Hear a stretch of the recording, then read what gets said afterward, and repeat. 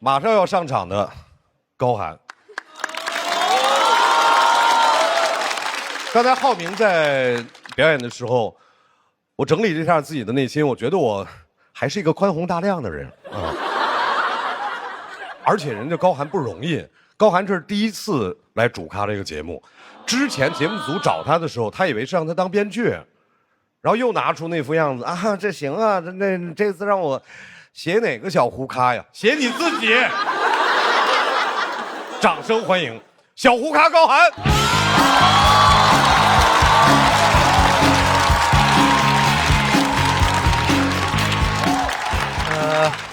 朋友们晚上好，我叫高寒啊，然后第一次来真挺紧张的。导演组跟我说这个是一场幽默饕餮盛宴，我推了很多演出，结果到这一看，饕餮盛宴吃的是蛋炒饭。咱们先说我这个同行阎鹤祥。啊，鹤翔哥相声说的确实特别好，我是相声迷啊，我听了特别好，特别厉害。但我不理解，就是进攻型捧哏是一个什么称号啊？那苏醒还是进攻型歌手呢？据我所知啊，这个鹤翔哥录另一个综艺前说过，说不喜欢这个节目组总提他的搭档，所以鹤翔哥，今天我保证不提那个人的名字。但不提那个人，阎鹤祥的人生实在是乏善可陈，所以咱们给他跳过啊，直接说这个苏醒。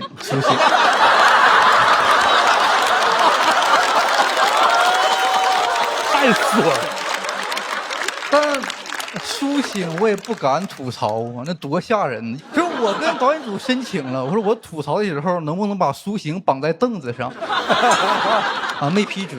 所以醒哥，我给你带了个暖手宝，等会儿给你啊，我怕你动手。啥？这个梗有梦扣啊！这个梗真的是。苏醒在这个演唱会上说，只有西安胡辣汤才是真正的胡辣汤，引起轩然大波。苏醒，你凭啥代表西安呢？你是兵马俑啊？就西安胡辣汤、河南胡辣汤两种胡辣汤都好喝，非要踩一捧一，这不没事找事吗？那就像那我能说只有张杰才是真正的快乐男生吗？能，很难反驳，很有道理。我声音大是因为行得正。哎，这个歌你们听过吗？是早安的麒麟。哎，不好意思啊，鹤翔老师，我口误了，不讲，小嘴巴闭起来。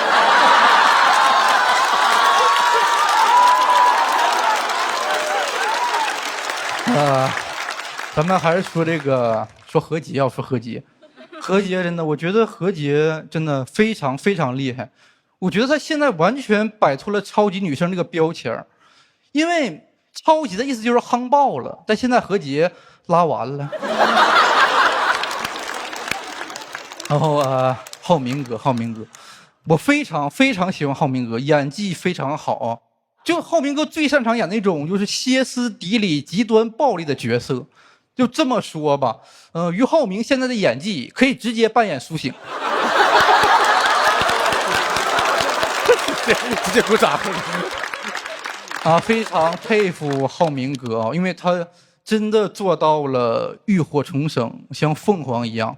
凤凰是我们这个四大瑞兽之一，四大瑞兽知道吗？龙、凤、乌龟、麒麟。哎，我不是故意的，不提，我这个我说我自己啊，我最爱吃的东西是冰淇淋。哎呀，我最爱的餐厅是米其林。哎呀，不对，啥呀？没办法，真没办法，因为麒麟呢不是我的段子。是我的处境。其实大家也能看出来，我嘴上说不提郭麒麟，但行动上疯狂蹭郭麒麟的热度。这个技巧我也是跟别人学的啊。等会儿我下台就把网名改成高寒（括号恩师阎鹤祥）。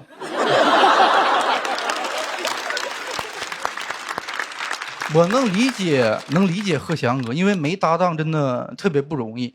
我们也都知道德云社非常喜欢给人栽事儿，由于贺祥哥失去了另一半，所以我决定以后称阎鹤祥为门鸟羊。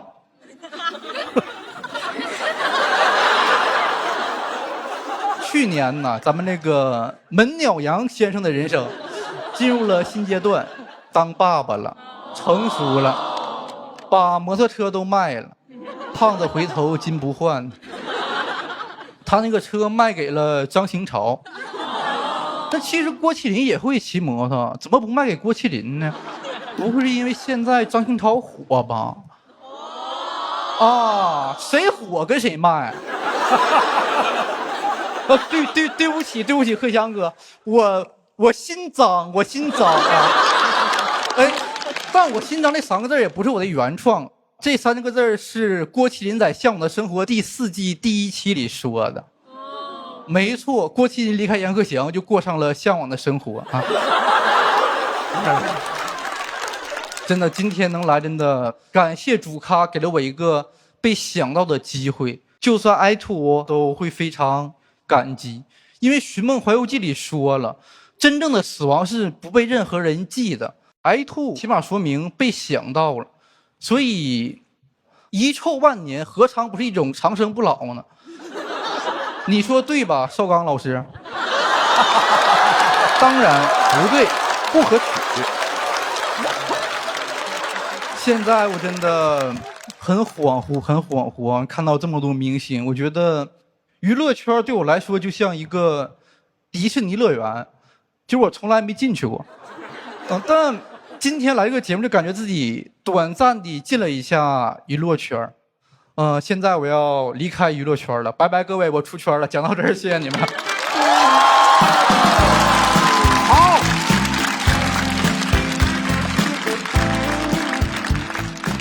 好。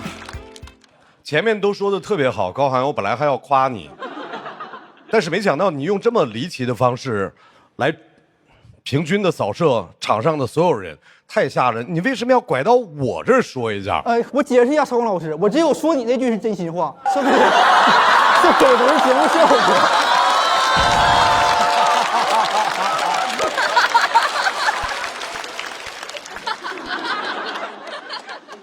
为什么要请他来？不能提他，是吧，贺翔？这个名字以后在咱俩这儿都听不得啊。对。哎呀，说点让人心情愉快的吧。豪门正统在海天，原汁豪肉，熬出鲜。感谢鲜蚝真材实料的海天蚝油冠名播出。怎么喝都好嚼，怎么嚼都好喝。感谢柠檬也能嚼着喝，只要3口就上头的优酸乳嚼柠檬联合赞助播出。下面要上场的超级女生，来，大家你们猜是谁？超级女生是谁？再猜，再猜。对了，就是何洁。之前网上传说何洁要补办婚礼，我刚才见面的时候专门问了，假的啊，假消息，那我就放心了啊。本来还想着找一个什么样的借口不去，现在不用找了，他自己都不去啊。有请不挣我们份子钱的何洁。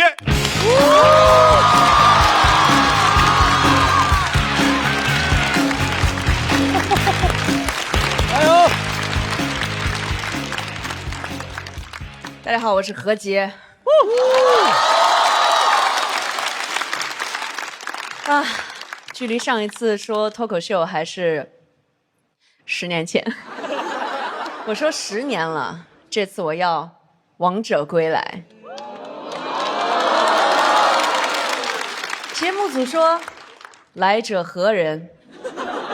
我说来者何洁。封的可以啊，蛮捧场啊。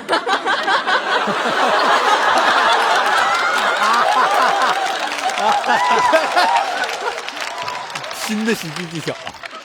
最近几年呢，其实我的生活非常简单，我没有新的恋情，也没有新的孩子，但是我有新的作品啊。但是呢，因为没有新的恋情以及新的孩子，所以我的新作品呢，也没人看。哎，那总有小齐这样的网友跟我留言，就问我说：“你还在娱乐圈吗？”实不相瞒，我也经常问我经纪人：“我还在娱乐圈吗？”于是我经纪人立马给我接了这个节目。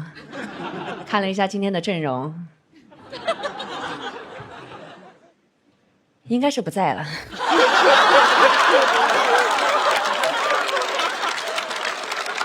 好吧，在这里呢，肯定要说我的好朋友了，苏醒。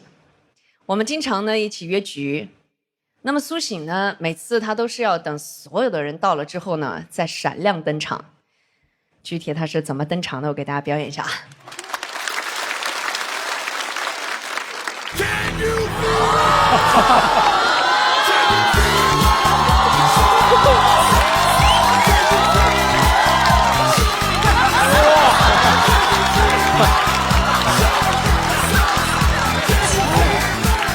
好不夸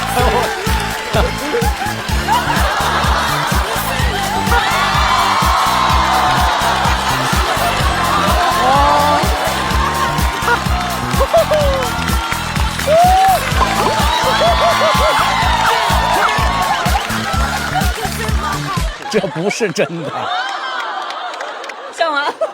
完全不像。怎么说呢？我们有的人是裸妆，有的人是全妆，苏醒，纯妆。苏醒开酒吧，我也老去喝酒。我们一帮朋友都经常喝的那种晕晕乎乎的，唯独只有苏醒，跟个花蝴蝶一样，挨桌乱窜。但是这个时候，只要有人在那儿说“苏总好帅”，然后他肯定会说 ：“Bro， 这桌我包了。”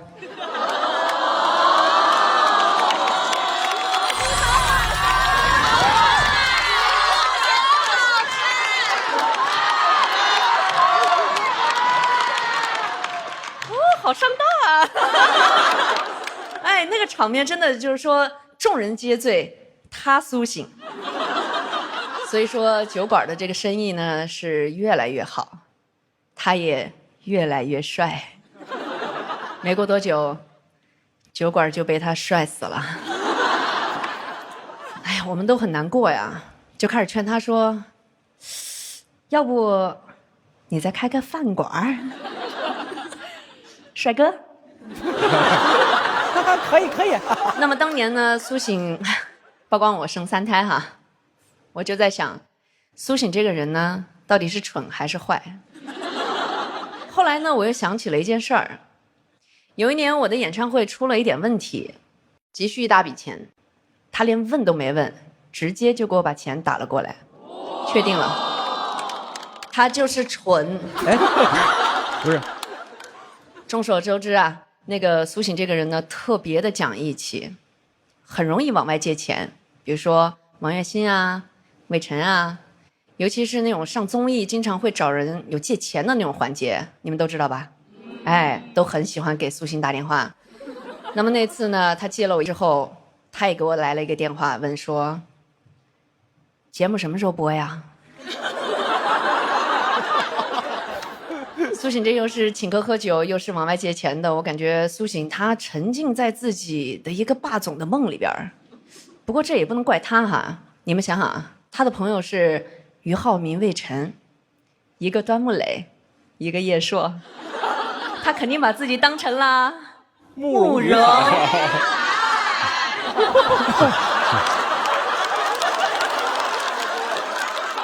那说到端木磊呢，不得不说一下我们的俞灏明了哈。俞灏明啊，在我心里面就是个小白兔，特别的温柔，又那么的可爱，又不砸电视，又不爱喝胡辣汤，怎么舍得说他呢？怎么可以伤害兔兔呢？我们还是说一下苏醒吧。不是已经过去了吗？大家都在吐槽苏醒唱的那个《夜空中最亮的星》，作为他的好朋友啊，我必须要帮苏醒说说话啊，这就是苏醒的风格呀。你们知道唱成这样有多难吗？我祈祷拥有一颗透明的心灵。还得是你啊！一不小心就唱好听了，太好听了。苏醒这么多年一直坚持自己的风格，真的很不容易，既不赚钱，也没人听，也不知道他图啥，纯帅呀。不过老苏，你知道怎么才能更帅吗？你说，演唱会以后别唱歌了，直接给观众打钱。大家说苏醒帅不帅？帅！苏总打钱吧，打钱！打钱！打钱！哎，我们忘了还有屏幕前的观众朋友哈，你们也可以把苏醒好帅打在公屏上，我们将随机抽取一位幸运观众，送给他一份大礼，那就是苏醒的脸部特写。接下来我们说一下阎鹤祥，他总说当年郭德纲老师指定他和郭麒麟搭档，结果现在郭麒麟转行去演戏了，没想到吧？包办婚姻败给了自由恋爱。阎鹤祥啊，作为一位已婚女性，我有一句话与你共勉：在成为郭麒麟的搭档之前，你首先是你自己。他现在啊转行说脱口秀，那么我觉得郭麒麟呢应该也挺高兴的啊。你拿郭麒麟抖包袱，郭麒麟正好也甩掉了你这个包袱。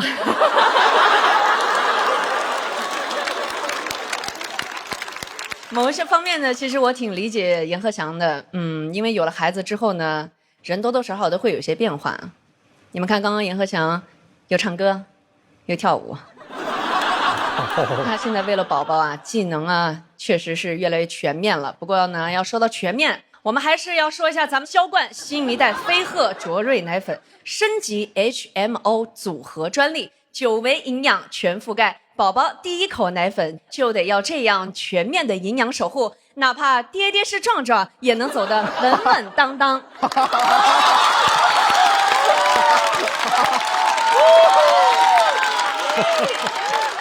最后我再说一下场上唯一的搭档啊，以前叫漫才兄弟，现在叫徐浩伦和谭湘文，能看得出来啊，他们俩已经不是兄弟了。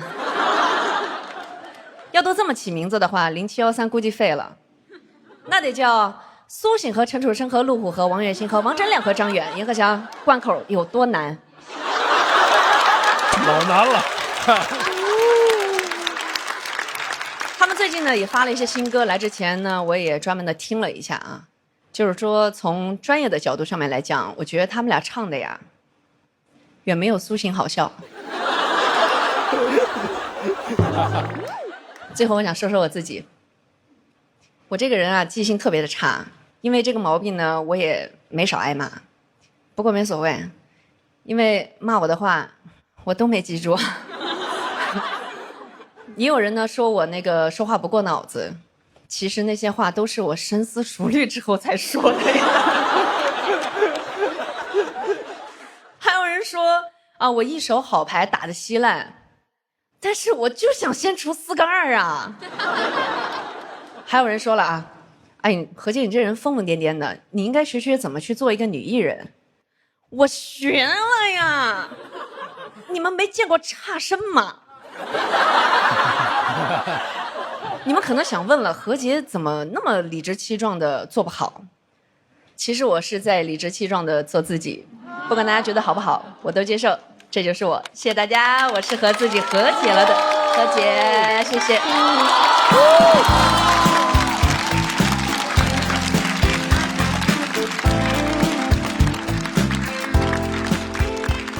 何洁，我隆重的夸奖你一下，你的这段吐槽的脱口秀表演开创了一种新的脱口秀表演的风格和形式，很少有演员边演边聊天的。只要是提到谁，他不着急往下说内容，他先和这人聊2句。马上我要说一下小齐，小齐，嗨，哦，